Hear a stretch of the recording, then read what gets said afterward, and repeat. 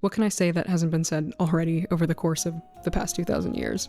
So, as soon as this movie was announced a couple of years ago, I was holding my breath. As a kid, I devoured anything to do with mythology. Anthropology was my minor in school.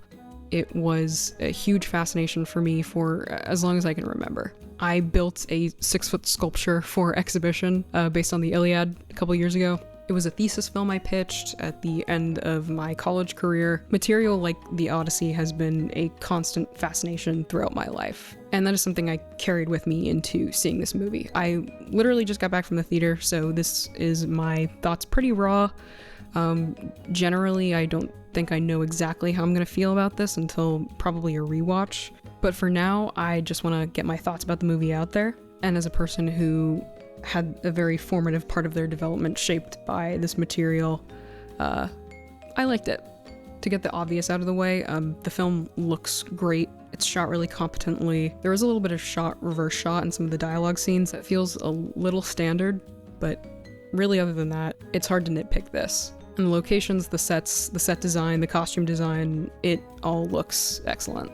The performances, going into this movie, I was kind of nervous about the celebrity casting. It is such a stacked cast, and I was a little bit nervous that I would just see the actors, but a lot of them just are completely absorbed in their roles. I was really surprised by how engaged I was by John Leguizamo. He was excellent.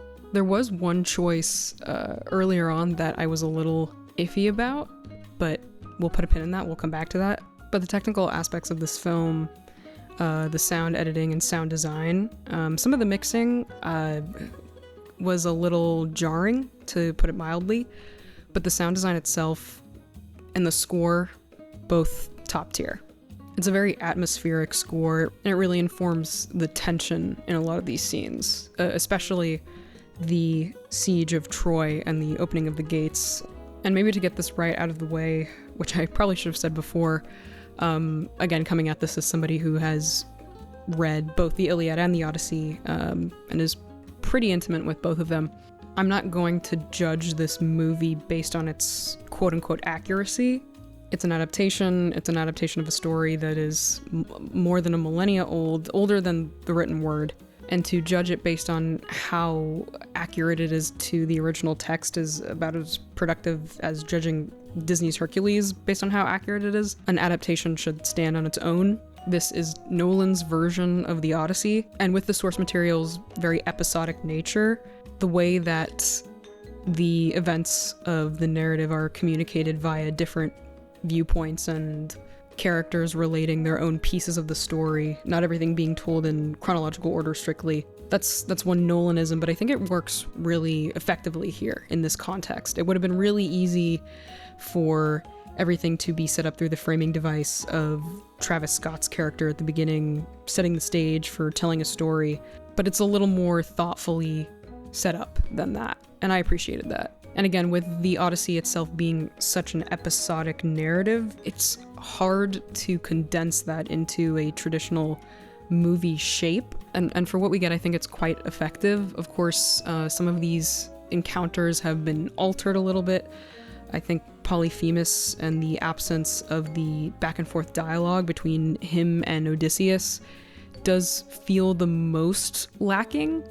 But this is Nolan's version again, and to relate to that, between that encounter, the sirens, Circe, a lot of these elements in the Odyssey and in mythology itself lend themselves to the angle of horror, and that's something that the film really runs with. It's captured incredibly effectively, and in the scene with Circe, immediately the first image that came to my mind was American Werewolf in London. That scene feels so reminiscent imagery-wise of that transformation of Odysseus's men into pigs.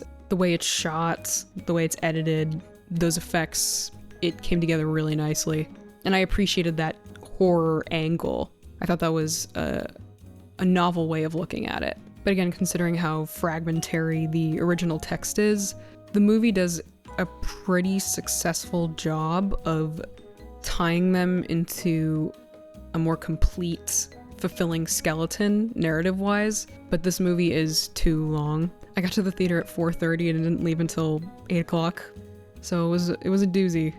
The film, I'm sure this joke is going to be made 1,000 times, but the film is an odyssey itself. And yeah, a good amount probably could have been and should have been cut down from this. I think that's the biggest thing standing in the way of rewatchability is just the sheer length of this. It is titanic. And I think it suffers the most in the beginning of the film, actually. There's a lot of exposition and there's a lot to lay out, but the first 20 minutes are a little slower. What really works for me though, and what really ties the whole film together, is the thematic statement that is punctuated by the reveal of what happened during the Siege of Troy.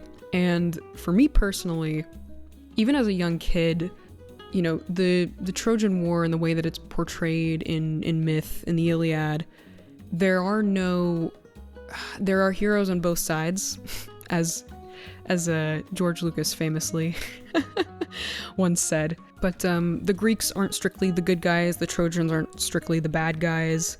The gods themselves take sides in this war, and when the Greeks finally overcome the Trojans via the horse and absolutely sack and obliterate Troy, there was always a part of me as a kid that felt so horrified by that.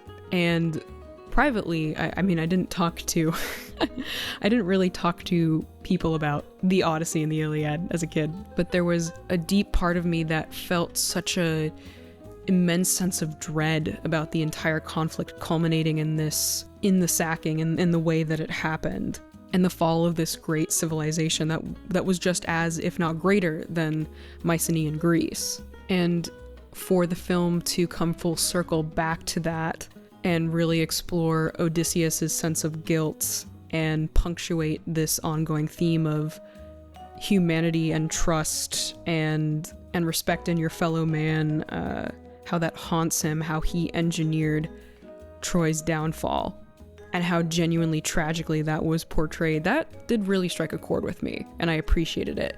And coming back to that casting decision I was talking about before, Zendaya as Athena, I was a little dismayed to hear about that decision, not because I disliked Zendaya in any way, but because I was afraid I was just going to see Zendaya. I wasn't going to see her as Athena, as her character. And when it's ultimately revealed that she simply wears the face of a Trojan woman, a victim of Odysseus' own actions, and that's how he sees her, that he doesn't necessarily see Athena as she is, I thought that was really clever. It was a reveal that stuck with me, and the entire ethos that Nolan decided to tackle surrounding the siege and the destruction of Troy, that was something I appreciated a lot. And the fact that it is such a monumental piece of the film's ethos and thesis, I like that. Yeah, this movie is incredibly solid,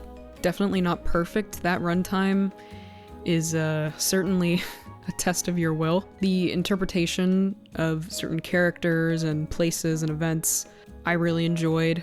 And again, technically, the movie is really solid. And though this isn't a wholly, absolutely accurate retelling, that at the end of the day really has no bearing on the quality of the film itself.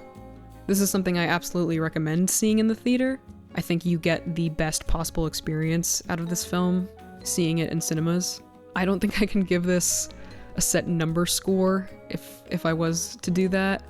I literally just saw it and I think I need to rewatch it if I'm gonna accurately rate it, but there is a lot to like. But after you see this movie, go read the original text and then go back and rewatch it. Maybe one day we'll get an Iliad prequel.